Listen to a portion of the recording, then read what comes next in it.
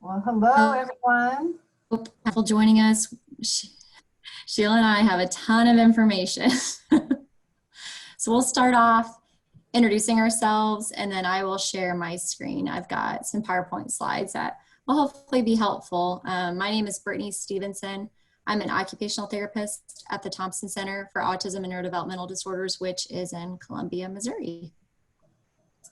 And I'm Shelia Chapman. I'm a pediatric dietitian at the University of Missouri Healthcare at our pediatric specialty clinic and sometimes at the Thompson Center. I'm glad to be here with everyone tonight.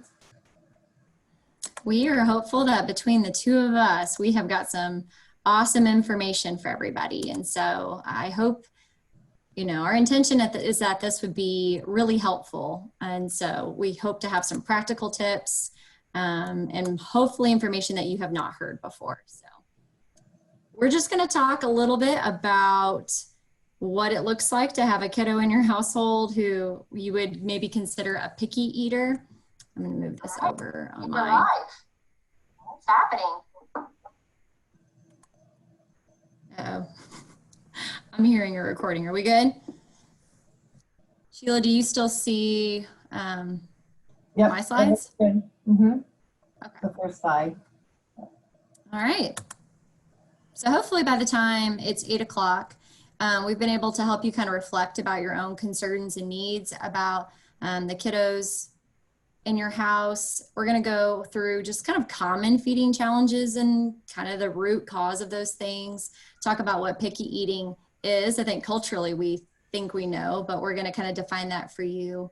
Talk about mealtime behaviors that can be challenging and ways to maybe address those and some specific things you could do at home and to help you reflect on and identify some specific steps for your family.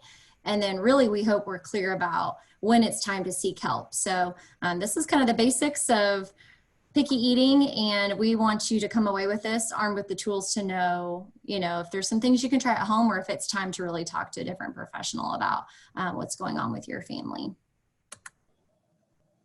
So before we get started, I want you to think and reflect about what's really important to you. Sheila and I both believe that messing with somebody's eating is not something to dabble in. So just like for you and I, if I came in tomorrow and told you that you couldn't eat out any of your favorite foods anymore and I had a brand new diet plan for you, and even if some of those foods were foods you liked, but they weren't your favorite, you'd be pretty emotionally distraught. And so I just want us to remember that our kids are just like us, only with less coping skills and some of those cognitive capacities on board. So it's really unfair if we just jump in and kind of wreck their whole world because we decide it's time. But I want you to think about really what your dream would be. Like if you had a perfect world, what it was that your child would eat regularly, what meal times would look like. I want you to think really specifically. I think we often think in generalities about, I wish my kid ate better. But what does that look like? So a full disclaimer too, that Sheila and I are real people. I've got a 2-year-old son and a 1-year-old son. And like for dinner tonight, I made pad thai for my husband and I think the kids mostly ate instant mashed potatoes and yogurt. Like, you know what? And I'm satisfied with that. So you just have to have a clear idea in your mind of your expectations and what you want that to look like. And then especially for if you have a specific child you're thinking of, what else is going on in their life, and if language or some other skills are really, toileting are really pressing on you right now. And if you had to rank what was most important to you, and you would put toileting at number 1 and language at number 2 and feedings towards the bottom, it may not be time to do something really intensive or kind of disruptive to your child's meal times. There are some strategies that we'll talk about that could be helpful, but if feeding's not towards the very top, it may not be kind of time to do that. So it might just be something to put on the back burner.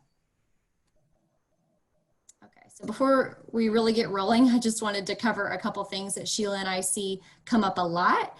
So I kind of jokingly call these mealtime commandments, but I wanted to just make sure we had the same foundation together about addressing meal times and especially children, that these are some things that you've got to really adhere to if you would like to see a difference made in the way your child eats. And so just wanted to make sure people knew that force feeding doesn't help. It's not a thing. It can actually make meal times more of a battle, and you'll get some more negative behaviors that come along if you try to force feed. or demanding that a child clean their plate. That can cause, there's a lot of research around why that does not in the end work out and help kids have healthy eating habits, or demanding that your child eat a food you don't eat. I see this pop up a lot where people intellectually feel like broccoli is a great food and want their kid to eat it, but they themselves don't like broccoli. I really would ask that you not insist that your child eat a food that you don't eat regularly. Giving unlimited access to preferred foods doesn't help. So just like you and I mean, my preferred food is ice cream. And if I felt like unlimited access to it, I probably would not eat a lot of broccoli or a more diverse diet if I had full access to that thing I loved the most. And the best that we can do to avoid making mealtime a battle is helpful. And we'll talk a little bit more about that, but we don't want that for you guys. And I'm sure you don't want it for yourselves. Sometimes for some of you, meals are the biggest amount of time you get with your child in a day. And so let's not make it the worst part of your day if it's the biggest chunk of time you get with your child anyway. And so we want you to remember that your child has a basic human right to have food preferences. I think we forget that too with kids, that they just are kind of asserting their will for the fun of it, but kids have preferences just like you and I do. And that's okay. They're allowed to love ice cream and chocolate the most, or love pizza and macaroni and cheese the most, or to love McDonald's chicken nuggets. They're allowed to love that. We don't have to take that away. But what we want to do is encourage them and shape them to feel like, even though this is my favorite food, I can accept some other foods too. And it's not kind of the end of the world if I'm not being presented my most favorite food at every single meal. And labeling foods as good or bad. There's a lot of research behind this too, that's not helpful for eating habits. And so to try not to talk around your child about how foods like sugary foods like donuts or ice cream or something else are bad, and the only foods that are good are fruits and vegetables. We just want to have our kids have that kind of balanced, healthy view of eating where you have things in moderation and you try to do what's best for your body. And yes, at the end of the day, science would say that full sugar all day long is not what's best for your body, but we have to have a little balance in there. So, and then the other thing just to add to that, Brittney, is the balance around mealtime enjoyment. And, there's a lot of, physiological things that are going on with the body when we are battling mealtime. Our mealtime becomes really stressful, and our body naturally will decrease appetite for that kind of flight or fight response. And so, naturally when it becomes stressful, then that child isn't hungry or prepared and ready for trying new foods again because of the stressful environment. And then also just about, the good and bad foods, that really sends a negative message that, foods have some type of moral value to them, and that can be really detrimental down the road, especially if that's something that your child really kind of holds on to. And so we do, see in the research a lot of negative consequences to that, leading to disordered eating later on. So those were kind of real important points to think about, just that overall mealtime environment and how important it is to set it up for the purpose that it is for: nourishment, socialization, learning, social cues, all those kind of things. So yeah, absolutely. So to talk about the kind of root cause, like why is this happening? Why do feeding problems happen? And just kind of for your own information, that usually it's a medical or an oral issue. Those are the biggest causes if we think about all kids in general. And of course, Shelia and I are going to be talking specifically more about autism. But anybody who is born prematurely or at a lower birth rate usually is at a greater risk. And if a child is older than the age of 2 and having some feeding difficulties, it's more likely at that point that it's more behavioral than having a true medical cause. But we wanted to make sure we equipped you guys with information to rule some of those things out. So we came up with this diagram of, we wanted to make sure that we covered our bases for you all to know all of those things that can cause feeding problems, and to make sure that you have looked at those things again before you start addressing your child's eating patterns. And so you want to make sure that your child is not having constipation or diarrhea regularly. If they are, we got to get this covered first. So you got to talk to your pediatrician, and maybe that looks like some supplements or modifying their diet, figuring out if there's an allergy there or a trigger or something else causing constipation or diarrhea, because that's going to greatly affect their whole GI system and their appetite and their willingness to eat and try new things. And you can imagine if you feel like a good amount of foods are causing you to have diarrhea at some point, you don't necessarily want to keep eating more, or if you're really constipated, you're not, that greatly decreases your appetite. And so got to get that covered first. Want to make sure your child has seen a dentist recently. We see this a lot where kids who are sometimes picky eaters and have some oral differences also don't let a toothbrush in their mouth. And so there could be some dental caries or other things going on that are making chewing painful and making children prefer purees or liquids because that doesn't hurt their teeth. And so you got to make sure that some professional has really looked in your child's mouth and made sure that those structures are okay and that there's nothing else going on. And just something to consider about food allergies, that if you have a family history of this or you have a suspicion, I would make sure you get that addressed first. It is kind of common, and you just, we want to make sure that we're not having our child eat something that's causing reactions, and especially if your child has limited language or communication and then they're not able to tell you the kind of pain or sensation that's happening. You just want to make sure that you've ruled that out to the best of your ability. And for some of our kids who are not able to communicate that to us, that's just something we kind of have to go by faith that we've done our best. You also want to make sure that your child has the needed oral motor skills. So things like chewing, swallowing, and biting. If you feel like you've got a kiddo that does a lot, like quite a bit of choking or coughing when they're eating. So I don't mean choking where you have to do the Heimlich, but there's a lot of that kind of forceful coughing where you can tell it just, it's like, oh, I didn't go down the right pipe. Like, if you're having a lot of that during meal times, you really probably should seek out an OT or an SLP, speech language therapist, or an occupational therapist who could address those skills and make sure that they've got the oral motor skills to be able to do some different foods beyond purees. Anxiety is a big one that pops up. If you have a kiddo who is anxious about lots of things, they're likely also anxious about meal times, and you really need to have some good skills on board to address their anxiety and all of those other places, before we tackle it with eating, because it will pop up there too. So if you have a child that you feel like is generally anxious about other things, it's probably also happening with eating, and we've got to make sure we have some things in place to help with that. And then I would also want to rule out any other GI problems beyond the constipation diarrhea. So reflux is really common. You can have silent reflux where the symptoms are a little different and they're not always obvious. So do some research, and again, chat with your pediatrician about that and make sure that there's none of that going on. And so if you've kind of ruled these things out, then it is most likely behavioral, and you're kind of ready to do some different strategies that we'll talk about. Sheila, did I miss anything? No, just one piece there to think about too is that if you've tried some strategies through your pediatrician, or you feel like these are things that you're considering and not getting the answers that you need, that thinking about the specialists beyond just the pediatrician too, and being referred to like a GI specialist or an ENT. Again, with any kind of chewing, swallowing, referral to the SLP or OT for assessment there. And so using those, oftentimes those specialists are the ones that are going to help you with some of those difficult situations, so that you can make sure your child's, ready and having no medical issue that could be causing that selective eating or avoidance, food avoidance in any way. So. Yes.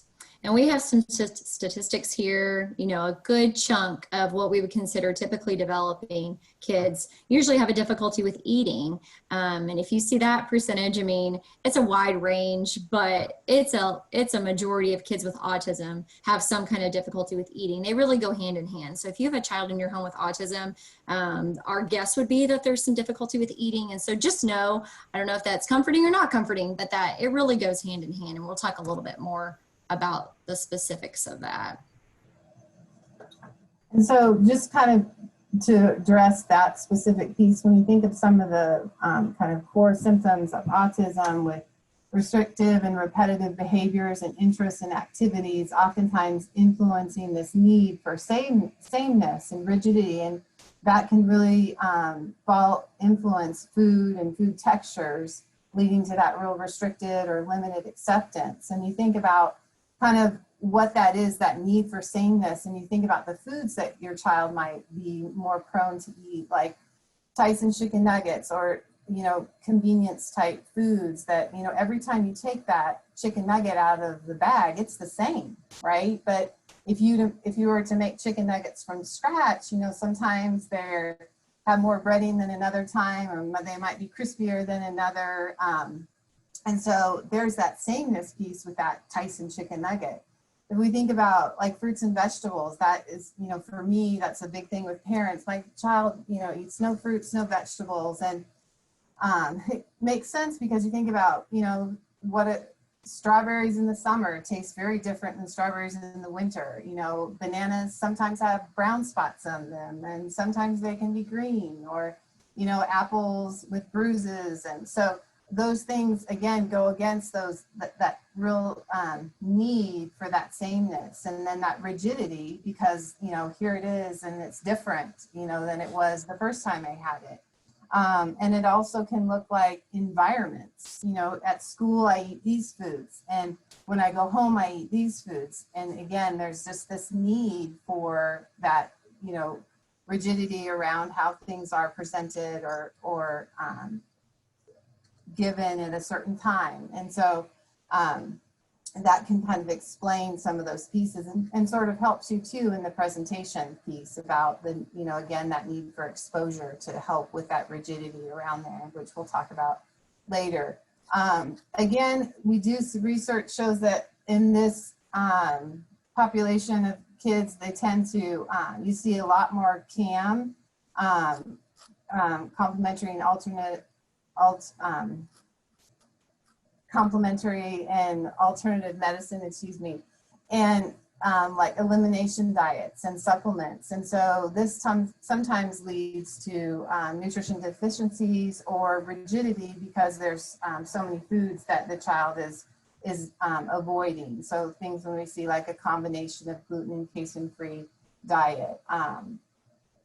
And then we think about the sensory processing piece that can be atypical with kids with autism. So thinking about those external sensations like touch and sound, or, and then internal, like oftentimes hear about high pain tolerance. A lot of GI issues that we see in research supports among family reports. And then when you think about hunger and fullness. So if a child is processing those internal sensations differently, they might not recognize hunger cues. They might not recognize thirst cues. So the importance of recognizing that and putting that child on a schedule in order to meet those needs.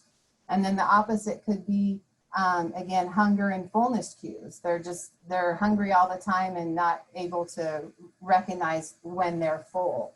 And so those are things that tend to be something to explain pieces or understand that difference. And then the social reciprocity and social interaction, kind of how going back to thinking about mealtime environments and some of those commandments we talked about, and thinking about the child and understanding their communication and what they do understand. And then also understanding that, kids learn through examples, through their peers and siblings, and that piece with a child with autism, often that social interaction and that peer interaction isn't of an interest. And so, we lose that particular piece for understanding some of the social cues and pieces around mealtime and food. So those are some things to think about and kind of help explain some of the pieces as we move forward. Yeah, absolutely. We wanted to show you specifically when we're thinking about autism, the data shows that the biggest reason behind food refusal or restriction to autism is the presentation of the food. And I think we often attribute difficulties children have with autism to sensory processing, or even just foods that are harder to eat, like they need a utensil. And really, for the majority of kids with autism, it's more about the way the food looks. than anything else. And so that's just something to keep in mind. And also when we're talking about, so what is the problem? More often than not in autism, limited variety. So just having a more restricted number of foods that you accept is the bigger problem. And then refusals, kind of that next biggest problem. But then those features of autism, so just like Shelia talked about, having those self-injurious behaviors maybe, or inflexibility about meal times, having trouble with foods that require a lot of chewing because of maybe some motor differences. That's kind of the third reason why there would be some problems.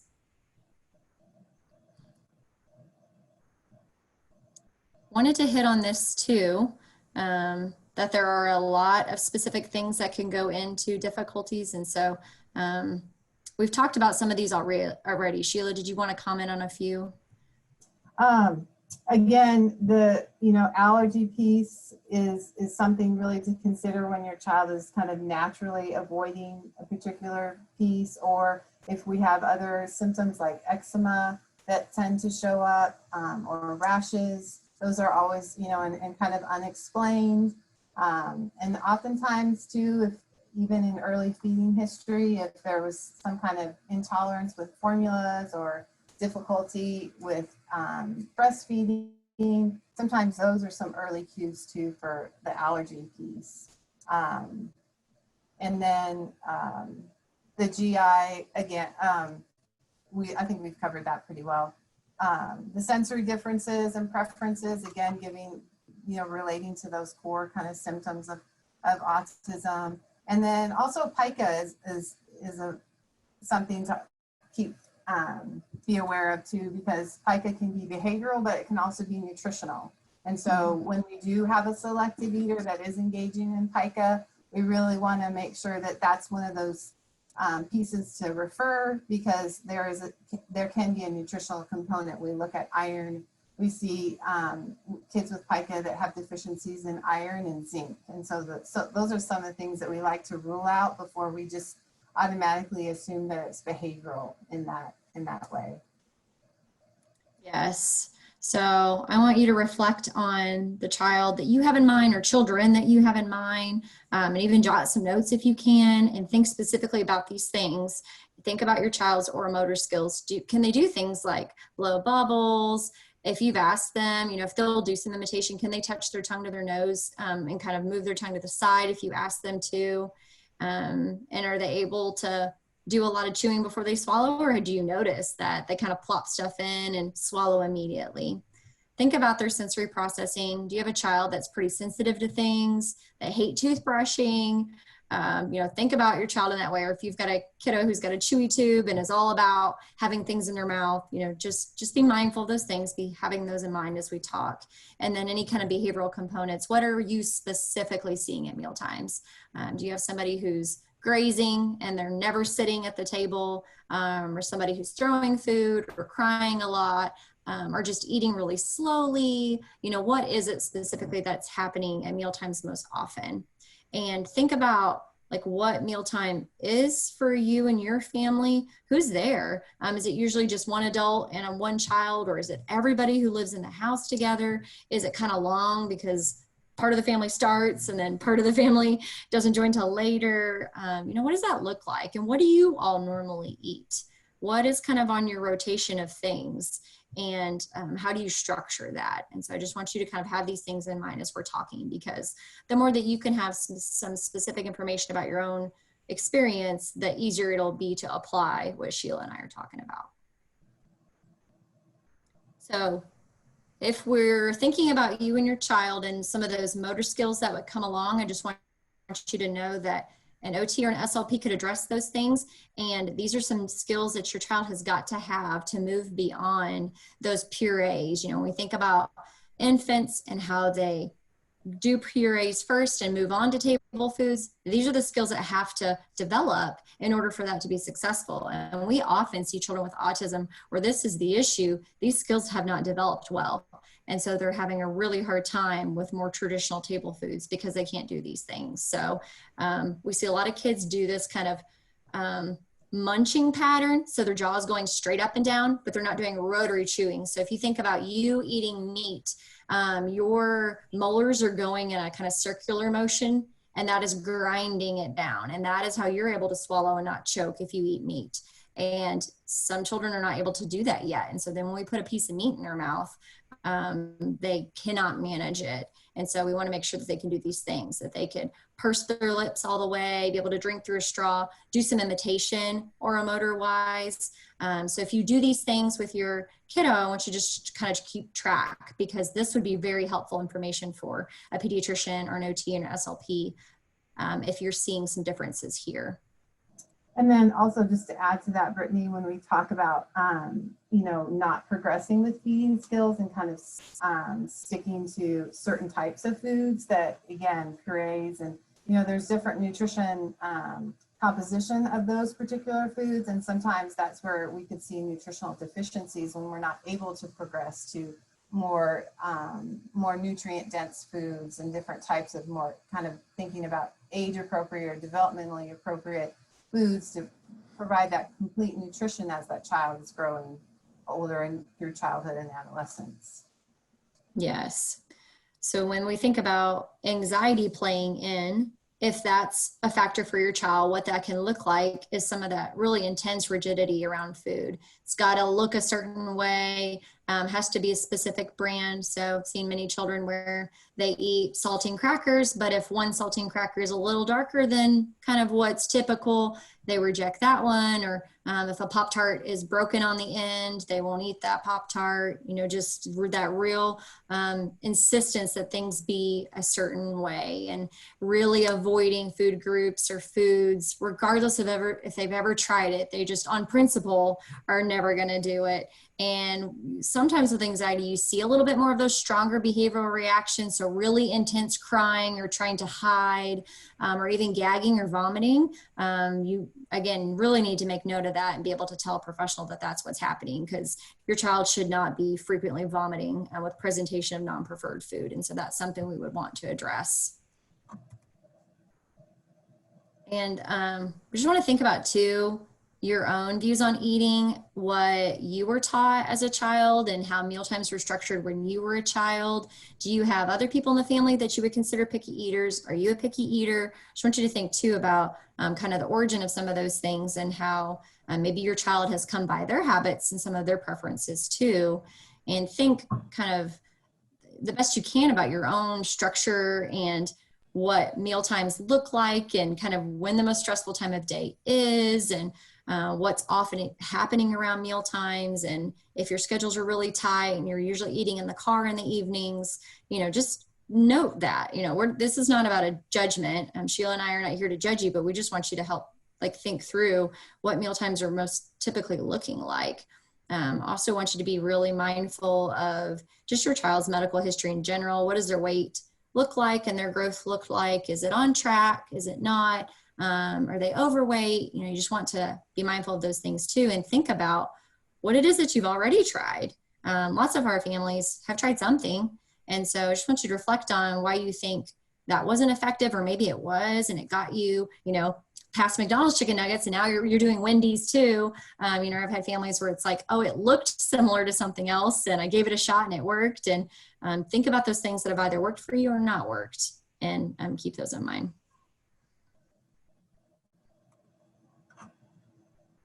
A reminder too, that even if your child's chronologically 5 years old, they developmentally may not be 5 years old, and that happens a lot in autism sometimes. So make sure to consider too about your child's language levels. Sometimes we come at them with these really complex things like, you know, if you take a bite, then I'm going to give you this huge candy bar. But you may have a child that's not understanding if then. And so if they're not using that kind of language or understanding that kind of language in other contexts, let's try to avoid doing it during meal times. Think about just being able to pick up and use fine motor skills to do utensils or small foods. Again, if they're having trouble with that away from meal times, it's going to show up at meals too. And that social pressure is real. And so for some children, they, even with autism, there is some social pressure there. They see you have kids who eat different things around peers at school, or they eat differently at grandma's. Most kids are the kind of worst or most restricted around their most trusted adult. So it'd be most typical that a child eats kind of the least variety around a parent who's with them a lot. And it's much more typical that they would maybe eat a different variety or foods that they don't eat at home in a different social context. So just know that social pressure does matter, and sometimes we can take advantage of that. I wanted to touch quickly about sensory differences. That's the most common referral concern I see, and most of the time this is about some sensitivity to differences in texture and taste and temperature and presentation. And so it's interesting, I will have kids who are really particular about temperatures of foods, but will do things that I would never do. So I've had kids who were very restricted eaters, and I had frozen sweet potato fries and was going to cook them in clinic and wasn't able to get to them fast enough, and the child ate them frozen. That to me is disgusting. I would never eat a frozen sweet potato fry, but the child loved it, and generally had some really specific preferences about temperature. And it wasn't that food always had to be cold, so that didn't even match up. So just know that a lot of times those sensory preferences look like that. They look very different than maybe what you would expect for your child to have. And you just have to kind of think through that. That's kind of the chicken or the egg. So sometimes we all have these preferences. Maybe they like their food a little plainer, they like it a little colder, or they like it a little smoother, whatever it is.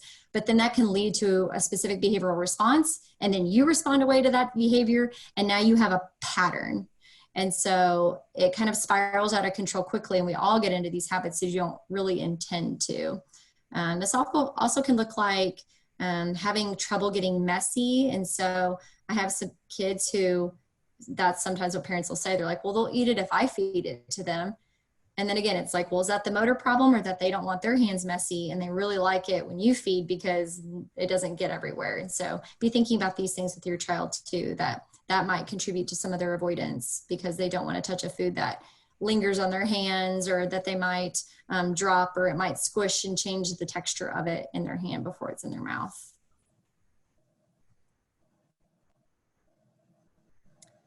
We've touched on this, so I'm just going to keep moving, but I just want you to make sure that these are really those big things that you look for, that you know your child's bowel habits, and that they are, if they're not brushing their teeth, that you've had somebody really look in there.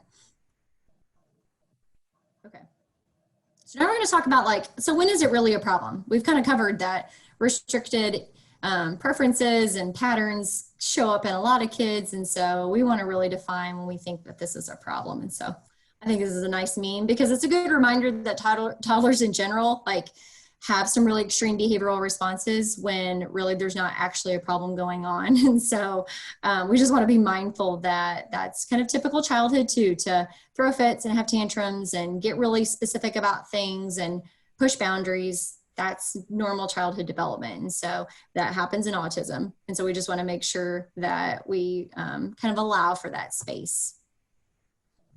So for Sheila and I, we feel like we're defining this as a problem, something that needs to be addressed if you're having some of these things, real significant food refusal where it's stressful on you. You're trying to help your child grow and be healthy, and they're consistently refusing things that you put in front of them. You're making food and then they're not eating it, and you thought they liked this and you bought a bunch of this because they loved it last week and now they won't eat it. That's really stressful. Or if meal times are just so disruptive, there's a lot of screaming and crying and running from the table, or throwing foods or vomiting or gagging, really disruptive things happening. Or if their food preferences are so rigid that, again, you're having a really hard time. They're digging through cereal to pick out specific pieces of it, or, all of those kind of more labor intensive things you're having to do to meet your child's needs. That's a problem. Or if your child's growth is poor, or they're not, like Sheila talked about, really getting to those more complex feeding skills that you would expect for a child their age.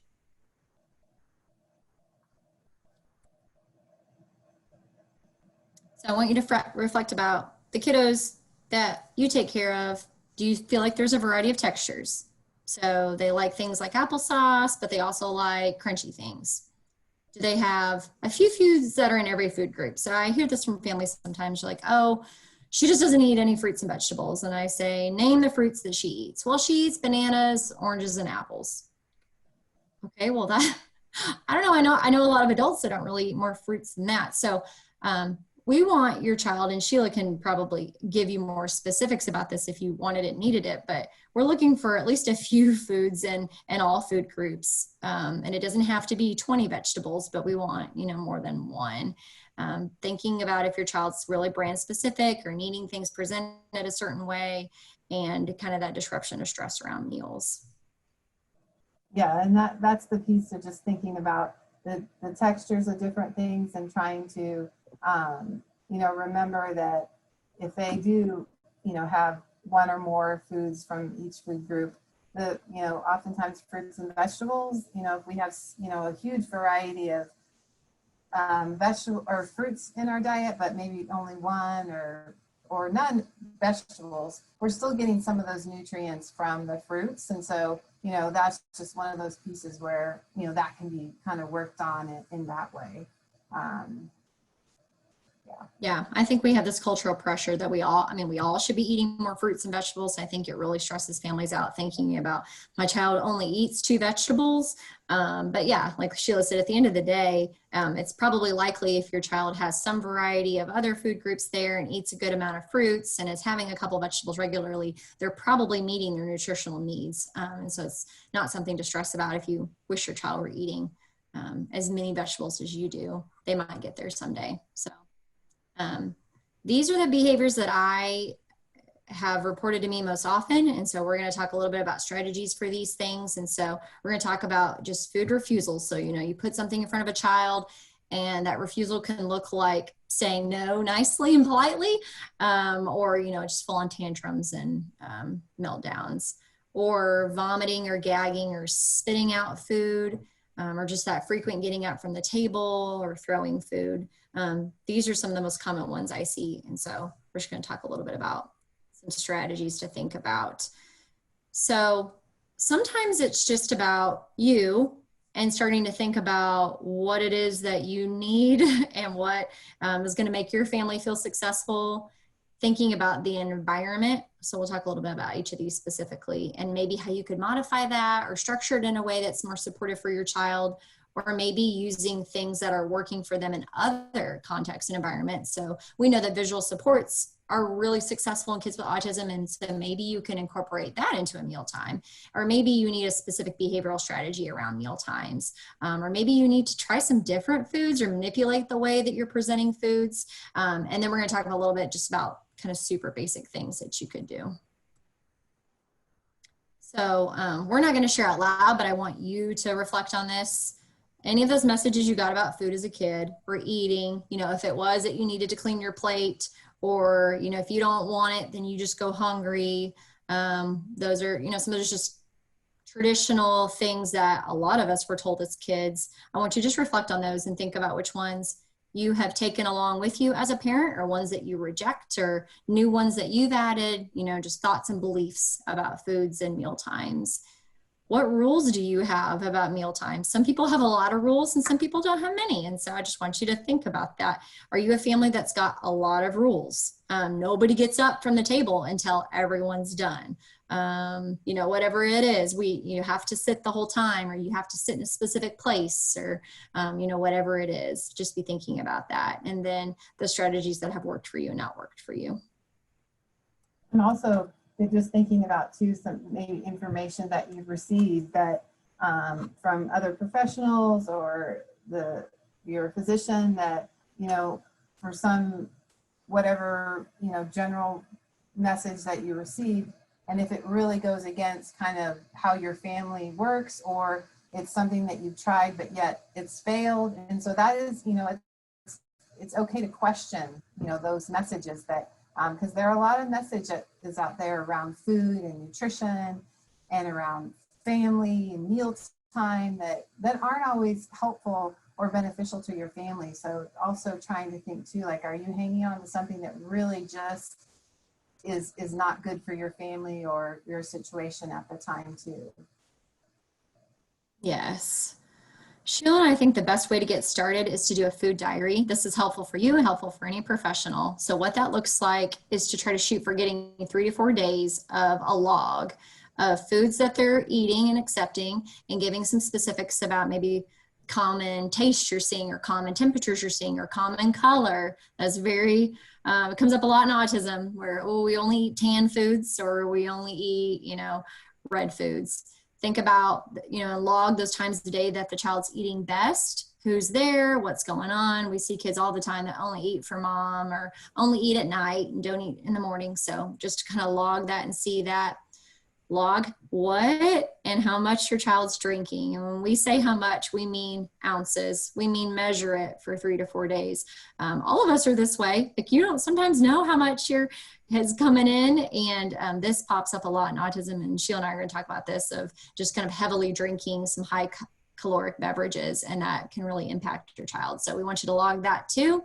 And then you can really kind of take a step back and see the overall picture of what's happening with your child. I think sometimes until you log it and write it out on a piece of paper, and I have templates that I provide families, but you can Google it or come up with it on your own. Just use a schedule, or you can just have a place where you can write down what happened at meal times and foods you presented and things that were going on. So that helps us as professionals think through what time of day your child's most likely hungry, if they've got some, snacking things going on where they're kind of grazing the whole day, if they're having, a lot of liquid, who's probably a person in their life that they're trying more things with or eating better with.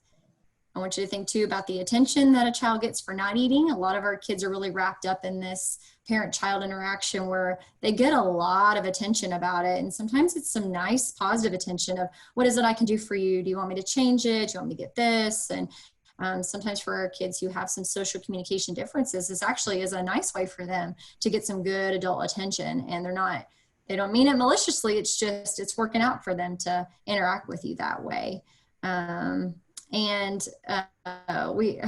Lowry, who's also an OT at the Thompson Center, tells a story, and I love it. And so think too about your child's access to preferred items. And so she tells a story that she got from somewhere else too. But, if you got stranded on a desert island and there was like nothing to eat, like you were there all by yourself, nothing to eat, but this tree popped up once a day and it had your favorite food on it. Like you're going to wait around on that tree. So let's say if the tree's not there and you're on that desert island and all there is to eat is worms and that tree never appears, like you're going to figure out, you're not going to eat worms the first day. I probably wouldn't eat worms the second day, but by the third or fourth day, you're getting pretty hungry and you're going to figure out a way to eat those worms. Maybe you got to fry them up. Maybe you got to wrap them in a leaf so you can't see them. Like you're going to figure out a way. You're hungry. But for all of us, if that magic tree shows up one time a day with some brownies, you're never going to eat a worm, ever. You're going to wait around on that tree. Our kids are like this. They have the ability to be that stubborn and that persistent. Good for them, and we have to remember that. So if your child is going the whole day and kind of battling it out with people, but by 8 o'clock at night, right before bed, that the best way to get them to sleep is just to go ahead and give them that bowl of ice cream, they're going to wait all day on the bowl of ice cream and refuse everything else. And so just be thinking about the way your child is accessing those preferred foods and what that looks like. This is an example of what it could look like for you. So you can see where they wrote dates, breakfast, lunch, dinner, snack. You can see there's a lot of milk on here. You can see there's a lot of kind of canned food, chicken nuggets, toast, pizza. So this is what it could look like for you. We want you to think about too, the environment your child's eating in. It's better if you can reduce some of the extra stimuli and things going off. It's better to try to sit at a table where there's not tons of toys or kind of distractors around or electronics. And eating with other people really is helpful. That modeling comes in really heavily. If they're seeing somebody else who's sitting, somebody else who's eating, using utensils, it really helps. If you can try to structure them where they're not getting up from the table constantly. And so that might look like setting a timer and that, they need to sit until the timer goes off, and maybe it's just 30 seconds at first, but you eventually work it up to where, it's longer. And I hope nobody's asking their child to, their 4-year-old to sit at the dinner table for an hour, but just know that there's some realistics in there. And if your child is currently only sitting for 5 seconds, they have the potential to sit a little longer than that. And so to try to work them up from there. Similar times of day for meals is really helpful. Some of us do this naturally because we're structured people, and some of us don't. This is really necessary for kids, especially to manipulate their appetite, that meals are coming at a really predictable time every day. And this also, just to add to that, is when we talk about like no distractions at meal times, this is this, ability to, that you're teaching your child to be very paying attention and being focused on food and eating and what that feels like, what that tastes like. And then, like Brittney said, around just like cueing the body for meal times and snack times. And so, especially if you have a child that sensory dysregulation is there and that those cues might be kind of hard for them to notice, this helps really establish that and ensures they're getting the nutrition that they need. And also they're learning, to make that connection to their body and pay attention that, mealtime and nourishing your body is important. And so we need to pay attention to, when we're hungry and also when we're full, when we're starting to, be satisfied. So this is, again, that environment and the attention and the time and establishing that pattern is really important as we're teaching them to honor their body and their hunger and fullness cues as they grow. Yes. So we've mentioned some of these things. We want you to think about what things are working in other environments. So whether that's visual supports or schedules. And so first we're going to do this, and then we're going to sit till the timer goes off and eat together. And then you get to go play on the iPad. Maybe number of bites. Some of our kids really like using either cards or dice or some other way of kind of numbering. Hey, I know this is not your favorite food, but I'm only asking you to eat however many bites we roll on the dice. If your child uses PECs or some other communication device, you got to have it at meals too. They've got to have a way to say yes, no, whatever communication your child is able to use with that kind of device, they need to have it at the table too so that they can communicate to you. Think about the way things are presented. And so if you have a child who loves goldfish, maybe you can kind of shape their acceptance of some newer foods by trying things like different kinds of goldfish. They make the ones that are rainbow or a pretzel, so it looks very similar to a preferred food. I've had kids who won't eat grapes, and then you show them the package of grapes, just like the plastic bag it comes in, and they will reach into the plastic bag and eat grapes. There's something about that packaging. I've had kids at schools eat whatever it is that comes in a McDonald's bag. They don't care if somebody homemade a PB&J as long as it comes in the McDonald's bag. So thinking about the things they like. We've had kids where they're, obsessed with trains. And so you make your food look like trains, or you use a train plate, or you use a train tray, or, just try to think creatively about those things that have worked for your child in other places where it felt like a random breakthrough with something like toileting or anything else, and think about how you could use that in a mealtime. And so, Brittney, there was a comment about how ADHD medication really impacts the things that we've been kind of talking through these last two slides. So just to address that, absolutely, that is a real challenge, especially, I know, my experience is a lot of times I see those kids after, the weight has plummeted a lot. And so from the medication impacting the appetite. So there are a few strategies that we use in those situations, like making sure that, timing of the medication is really important, and making sure that they have a meal prior to their medication, especially in the morning. Providing things like supplements at school that tend to be easier to digest than a whole like lunch or multiple options, and then making sure that, after the medication is worn off towards the end of the day, we call that like catch-up appetite, and really making sure you're having nutrient-dense snacks and meals. And even, we really talk about that nutrient-dense foods, even though it might be snack time, trying to do something that's a little combination, not necessarily like snack foods like goldfish, but trying to pair the snack foods with something like a cheese stick, or having like a half a peanut butter sandwich or a bowl of cereal, or, really optimizing those times when they have that kind of catch-up appetite. But one thing still is important is this routine of recognizing that it is mealtime despite their lack of hunger. So for some kids, that that too, they can go through the motions because they know, oh, this is lunchtime and this is the time to eat. And so still the importance of that routine and established meals is really helpful because, you know, if you do take medication vacations or, you know, like on the weekends, you might not give the child that medication and they're still in that routine of it's lunchtime, it's dinner time, those kind of things. Yes.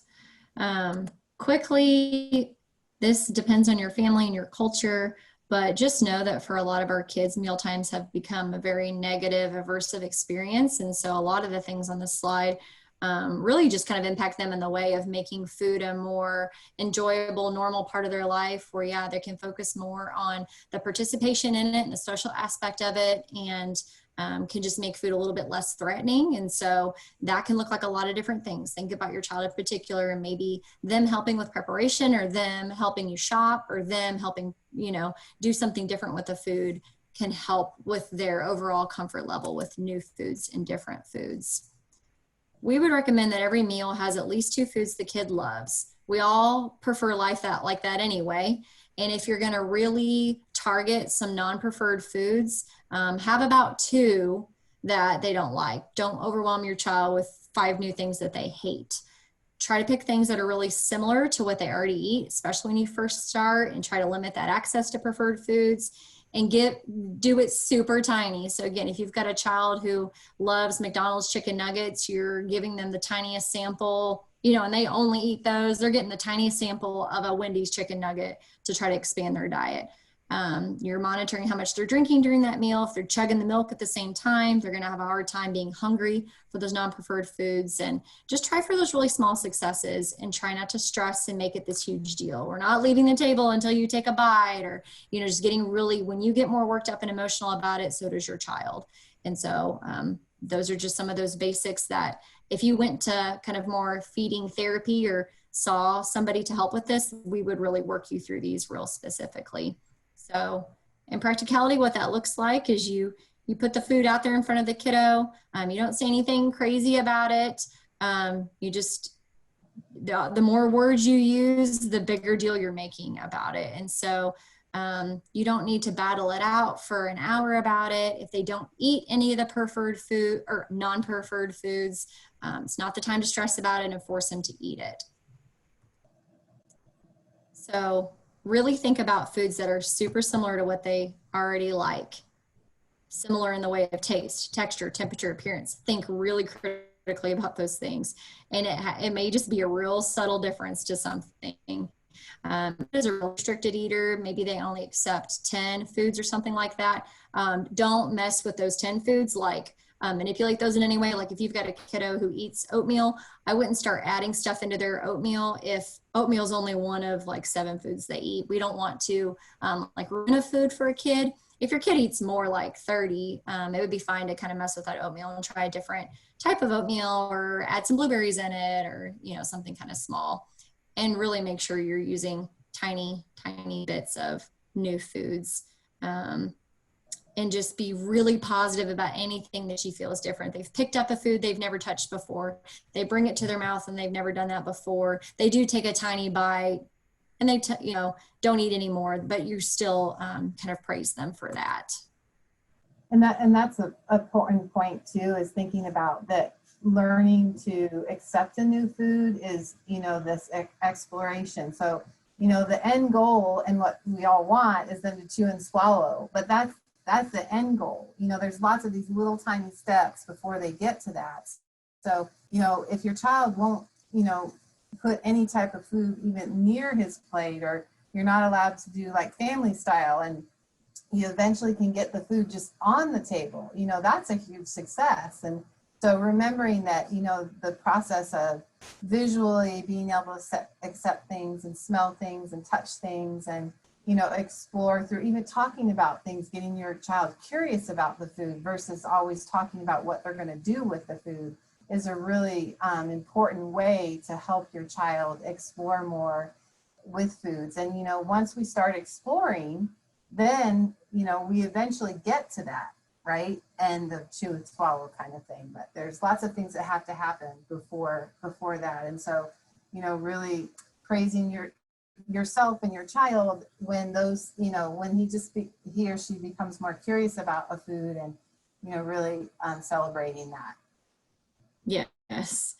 The basics of behavior, which we kind of talked about. So just most commonly, tantruming or crying, that trying to figure out what that behavior is communicating. All behavior is communication. These are some of the most basic or common reasons why we all would engage in a behavior, especially your child. So maybe it's attention. So they're getting positive or negative attention around the fact that they're refusing food. Maybe it's escape. They're allowed to leave or get around at mealtime because they're refusing. So then they get to move on to something they prefer. Or maybe it's a tangible. They know that they're going to get offered a different food, or maybe a more preferred food if they refuse.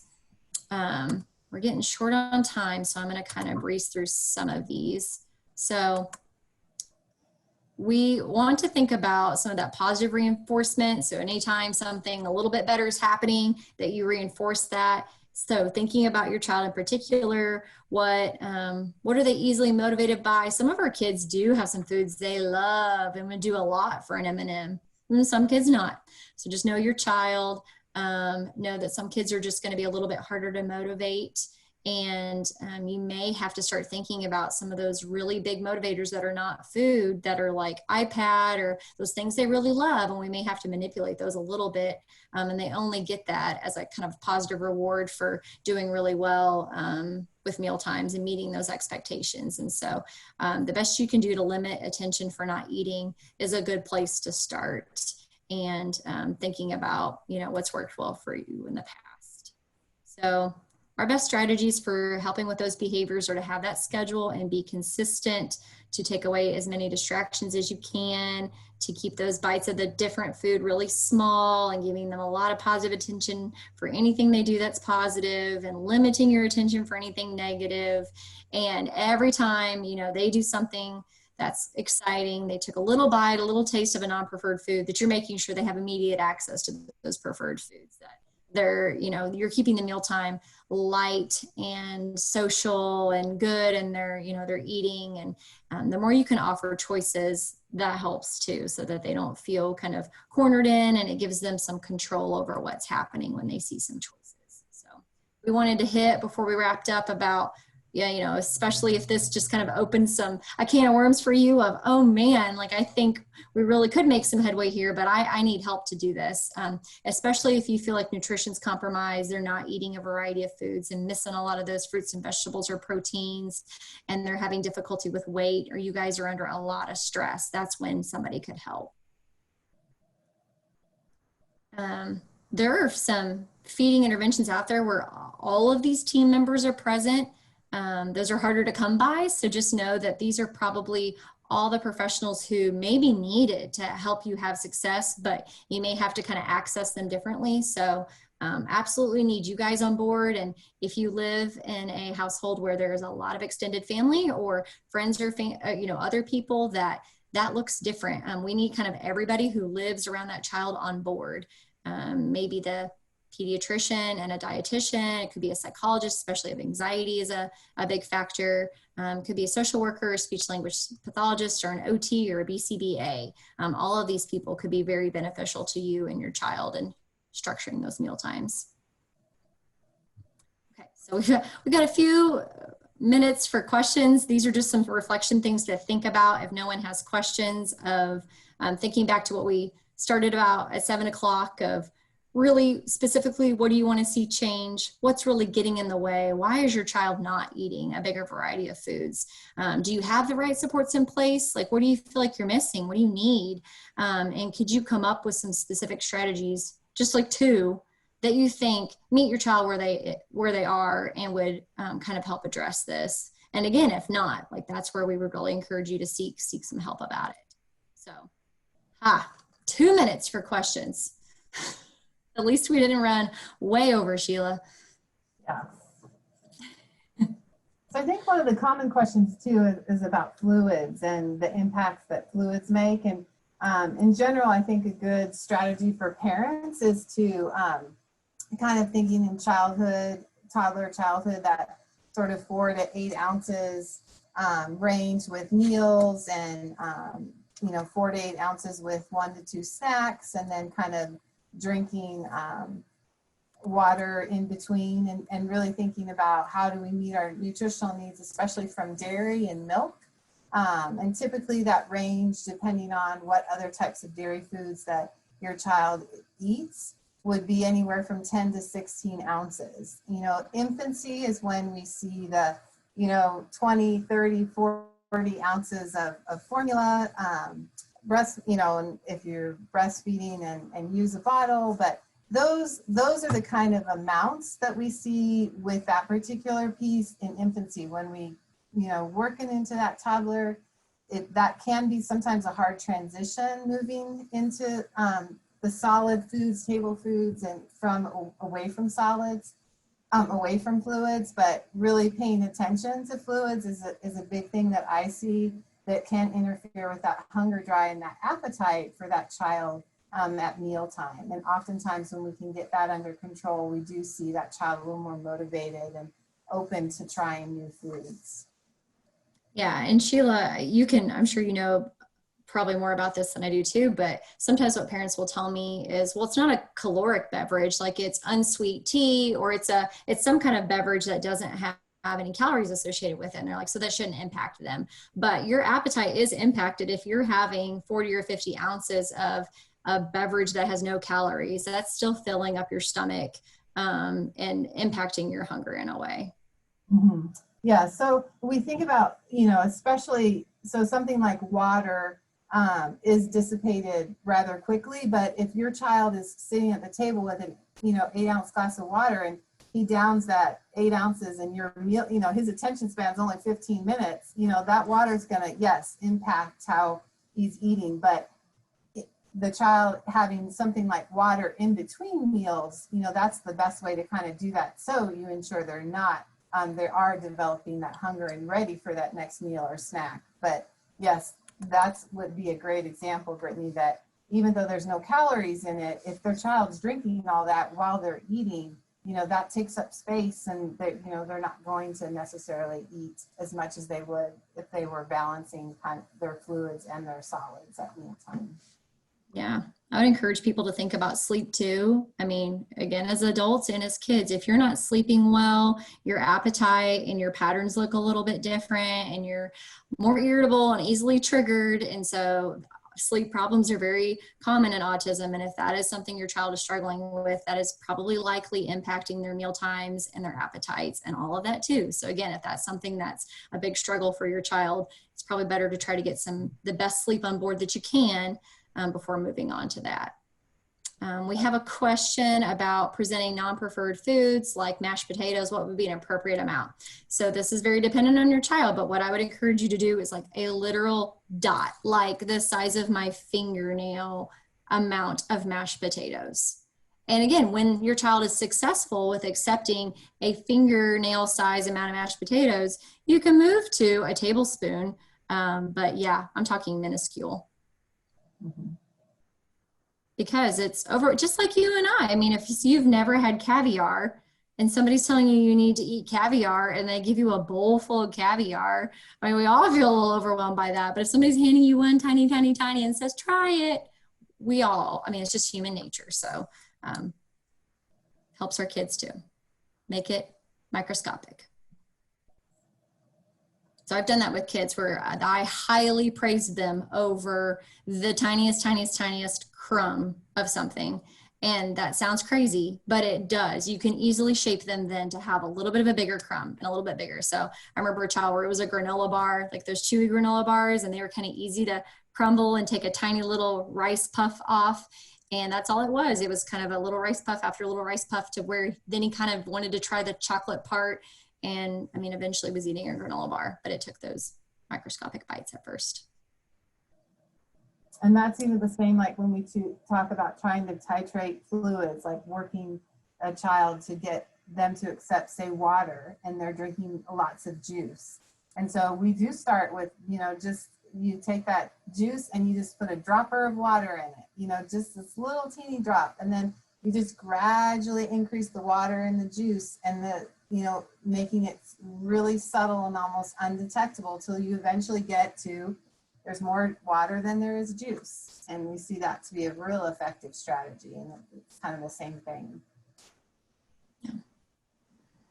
Okay, well, it's 8 o'clock, so out of respect of everybody's time, we haven't had any more questions come through. We will wrap up, but please know that Sheila and I are out there in the world and would love to help you. And so we hope that this was informational and hope that at least it sparked some ideas in your mind about what would work for you and your family, or maybe who could help you.